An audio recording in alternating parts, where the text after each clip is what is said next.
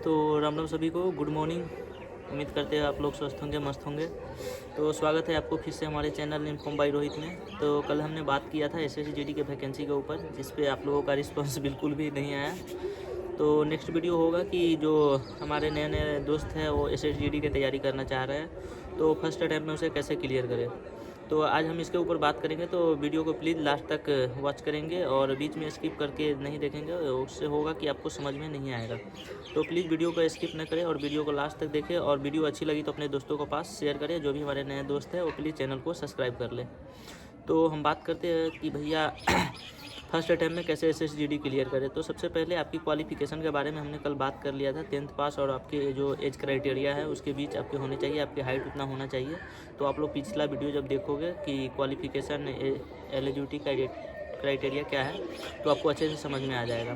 तो उतना तो आप लोग समझदार होंगे ही, तभी तो आप SSGD की तैयारी करेंगे। तो SSGD की तैयारी करने के लिए सबसे पहली आपकी चीज़ होनी चाहिए कि आपका सिलेबस अच्छे से कंप्लीट होना चाहिए। तो सिलेबस के बारे में भी हमने कल बात कर लिया था। हिंदी इंग्लिश में से कोई एक चूज़ करना है, मैथ, रीजनिंग और GS। ये आपके टोटल 180 नंबर के एग्ज़ाम होंगे, सॉरी 160 नंबर का 80 क्वेश्चन रहेंगे। एक क्वेश्चन 2 नंबर के होंगे, निगेटिव मार्किंग 0.25 है। तो इसके ऊपर ऑलरेडी हम कल बात कर चुके हैं। तो जो भी हमारे नए साथी हैं उनको समझ में ना आए तो प्लीज़ पिछला वीडियो एक बार देख ले अच्छे से। तो आप पूछोगे भैया पहली बार में SSGD की कैसे तैयारी करें कि एक बार पहली बार में ही पहले अटैम्प्ट में ही क्लियर कर ले। तो दोस्त आपको कुछ नहीं करना है, बस 6 से 8 महीने आपको रेगुलर 6 से 8 महीने 7 से 8 घंटे पढ़ाई करनी है डेली। घर पे हो, घर पे पढ़ाई करो, बाहर हो, बाहर पढ़ाई करो। तो आप बताओगे, बोलोगे भैया आप कैसे पढ़ाई करें कि फर्स्ट अटैम्प्ट में हो जाएगा। तो दोस्त करना कुछ नहीं है। फर्स्ट अटैम्प्ट आपका पहला चीज़ ये होना चाहिए, इस बार संकल्प होना चाहिए, दृढ़ होना चाहिए कि हाँ एक बार में इस बार क्लियर कर देना है, मतलब कर देना है। तो सबसे पहले हम क्या करेंगे, एक बैच ऑफलाइन या ऑनलाइन से आपको पूरा सिलेबस कंप्लीट कर लेना है अच्छे से, ठीक है। उसके बाद सिलेबस कंप्लीट होने से पहले आप मॉक टेस्ट बिल्कुल भी ना लगाएं, नहीं तो आप डीमोटिवेट हो सकते हैं। कम से कम 60% 70% आपका सिलेबस खत्म हो जाते हैं, तभी आप मॉक टेस्ट लगाओ। अगर आप तैयारी कितना भी कर लो और मॉक टेस्ट नहीं लगाते हो तो आपका सिलेक्शन नहीं होने वाला है, क्योंकि मॉक टेस्ट से ही आपका टाइमिंग, एक्यूरेसी और क्वेश्चन कितने हो रहे हैं नहीं हो रहे, उससे आपका पता चलेगा। आप कितना भी पढ़ लो, कितने भी पढ़ने में तेज हो, अगर आप मॉक टेस्ट नहीं लगाते हो तो आपका सिलेक्शन नहीं होने वाला है। तो आप सिलेबस ख़त्म करने के बाद यानी कि 60% 70% आपका सिलेबस ख़त्म हो जाता है तो आप मॉक टेस्ट लगाना शुरू कर दो, ठीक है।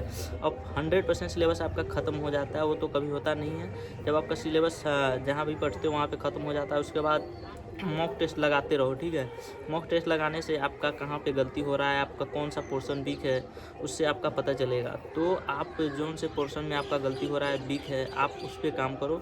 आपका 100% आपको सिलेक्शन हो जाएगा, ठीक है। फर्स्ट अटैम्प्ट में ही अगर आप इतना काम ही कर लेते हो, बस 2 काम करना है। पहली काम आपको सिलेबस अच्छे से कंप्लीट करना है, ठीक है। सिलेबस आप अच्छे से कंप्लीट कर लोगे, उसके बाद मॉक टेस्ट लगाते रहो और जहाँ पे गलती होता है वहाँ पे आप प्रॉपर काम करो। आपका सिलेक्शन लेने से कोई नहीं रोक सकता है। बस ये 2 काम करना है, और बाकी फालतू के इधर उधर मतलब आप 6 से 8 महीने पढ़ रहे हो तो एकदम लगा दो कि हाँ 6 से 8 महीने में माँ बाप के सपने पूरे करने हैं, मतलब इसके अलावा कुछ नहीं। अगर दृढ़ संकल्प है आपके अंदर कि एक बार में क्लियर कर सकता हूँ, मतलब कर सकता हूँ, तो ये आपके अंदर जोश, जज्बा, जुनून होने चाहिए।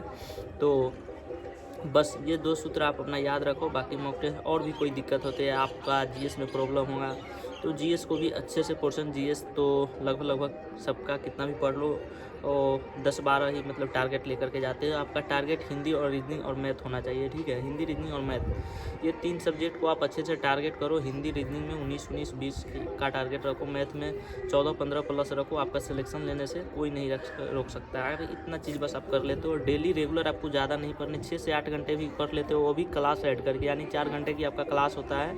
तो 4 घंटे के बाद आपको बस मैथ में थोड़ा सा प्रैक्टिस करना है। और GS का आप नोट्स बुक ज़रूर बनाएं, GS हो मैथ हो, इसका नोट्स बुक ज़रूर बनाएं। रीजनिंग है तो रीजनिंग का भी बना लो, हिंदी है हिंदी का भी बना लो, ठीक है। और पूछोगे भैया बुक अदर मतलब अलग से कौन सा बुक मतलब ले, कहाँ से ले, RW के ले या जहाँ से पढ़ते हो वहाँ ले, तो आप RS अग्रवाल को बुक के फॉलो कर सकते हैं, अर्थमेटिक है, कोई भी बुक ले लो। ज़रूरी नहीं है कि आप जहाँ पढ़ते हो वहीं से ले, ठीक है। ये सब एक मतलब पब्लिकेशन है बेचने का मतलब ये सेल करने का एक तरीका है। तो आपको जो अच्छा लगता है आप कहीं से भी अर्थमेटिक का एक बुक उठा लो और उसको फॉलो करो और उसको अच्छे से उस पर अच्छे से प्रैक्टिस करो, आपको कोई नहीं रोक सकता। बस मैथ्स में थोड़ा अधिक टाइम देना है, बाकी रीजनिंग हिंदी आपका हो ही जाएगा। और जीएस है तो जीएस आप जितना पढ़ोगे मतलब करंट अफेयर्स, स्टैटिक जीके, इस पर थोड़ा ज़्यादा ध्यान देना है। तो इस सब पे ध्यान बस दोगे तो आपका 10 नंबर जीएस में यहीं से निकल जाएगा। बाकी आपको हिस्ट्री, ज्योग्राफी, पॉलिटिक्स ये सब पढ़ना पड़ेगा, ठीक है। तो ये बस इतना बात रहा। बस 2 सूत्र अपने ज़िंदगी में याद रखना अगर आप जीडी की तैयारी कर रहे हो पहली बार, जो हमारे साथी 10th और 12th पास करके आते हैं और जीडी की तैयारी करना चाहते हैं, तो बस ये 2 चीज़ याद रखना है अपने मन में। बाकी आपका कोई सिलेक्शन लेने से नहीं रोक सकता है। तो और भी कोई दिक्कत होता है तो आप कमेंट बॉक्स में कमेंट करो, आपका भाई आपका रिप्लाई देगा, आपको सजेशन देगा। वीडियो अच्छी लगती है तो अपने सारे ग्रुप में शेयर करो। मिलते हैं नेक्स्ट वीडियो में। जय हिंद, गुड नाइट।